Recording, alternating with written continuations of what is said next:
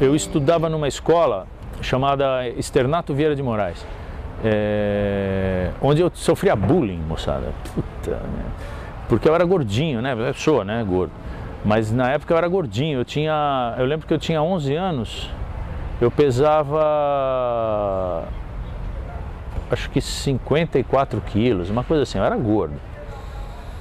Só que, puta, eu contrabalançava porque eu tocava, então as pessoas faziam bullying, mas ao mesmo tempo elas, né, então eu era o cara que ninguém queria que jogasse bola, eu era o cara que ninguém escolhia para fazer brincadeira, tal, porque eu era gordinho. Mas ao mesmo tempo, na hora em outras situações, eu era o cara, porque eu que tocava violão, tocava flauta, tal.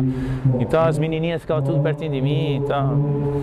Bom, e aí eu saí do Externato Vieira de Moraes e fui para o Arquidiocesano. Cheguei lá em 72, eu tinha 6 anos, 6 para 7 anos, 6 anos.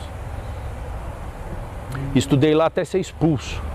Eu fui expulso do Colégio Arquidiocesano, senhoras e senhores, com 12 anos de idade. Em 78, a minha família toda, tradicionalíssima do Arq, todos se formaram no Arquidiocesano, meu irmão mais velho, meu irmão do meio, e os irmãos da minha mãe, a família toda era marista, todos estudaram no Arquidiocesano e tal. E no Colégio Santo Agostinho também. E eu fiz a bobagem de falar uma bobagem na hora errada, aí eu fui expulso, literalmente.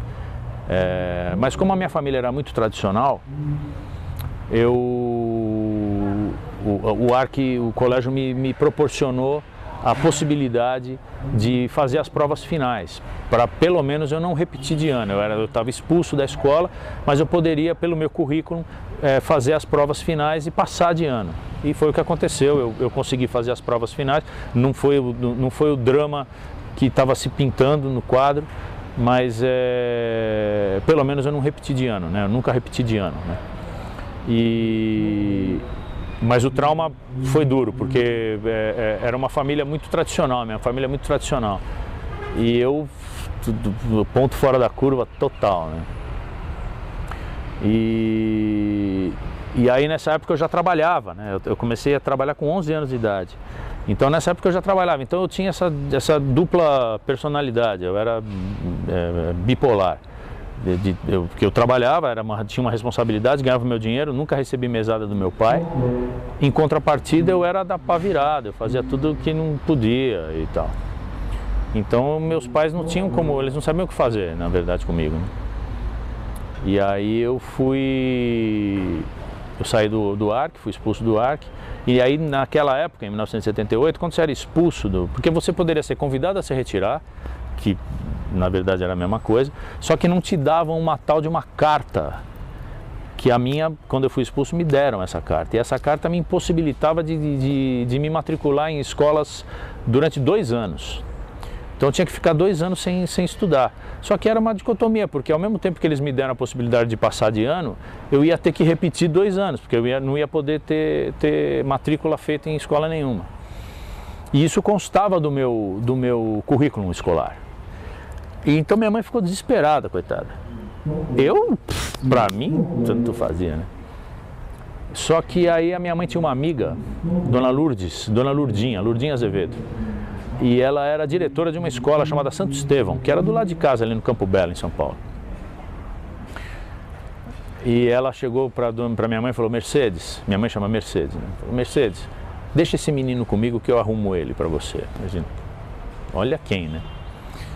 E aí ela me matriculou, ela limpou o meu currículo e me matriculou.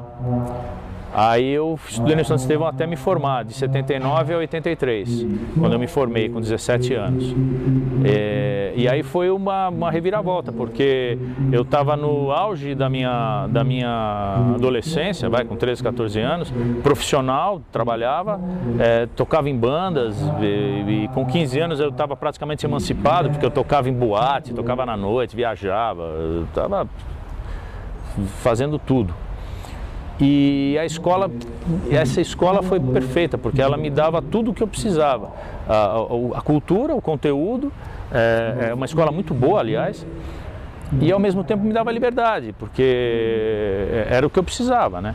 Então eu tocava à noite, por exemplo, existia uma certa complacência por parte da diretoria com a minha entrada na escola às 7 horas da manhã, porque eu começava as aulas às 7 horas da manhã. E principalmente de quinta, né? Porque sexta-feira eu tocava à noite, sábado não tinha aula. Mas na quinta-feira, sexta-feira para mim era um terror, cara, porque eu tocava à noite e sexta-feira eu tinha que estar às 7 horas da manhã na escola. Então, para eu não furar, para eu existia um tempo em que eu combinava com os meus colegas de classe, que a gente se encontra até hoje, depois a gente pode até conversar sobre isso, deles deixarem que eu chegasse tipo 15 minutos, 20 minutos mais tarde e tal. Ou se eu chegasse na hora, que eu pudesse dormir um tempinho. Então eu dormia na cadeira, ninguém falava nada, os professores não falavam nada, porque sabiam que era uma coisa específica, que era na sexta-feira. Então eu era um cara, passei do bullying a ser o cara amansado lá, todo mundo passava a mão na minha cabeça e tal. Isso foi muito legal, cara. Isso foi muito legal porque me deixou com uma cumplicidade muito grande com relação à escola. Eu montei o cursinho no terceiro colegial, eu fui o orador da turma na formatura.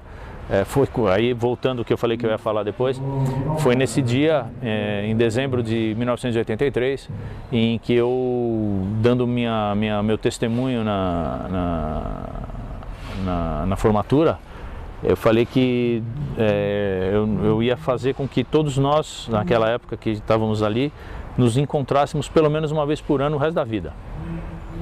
E eu faço isso há 33 anos, né? Que a gente se encontra pelo menos uma vez por ano, todos. Né?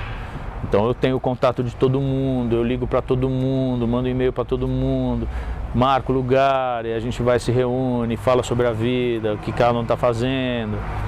É muito legal.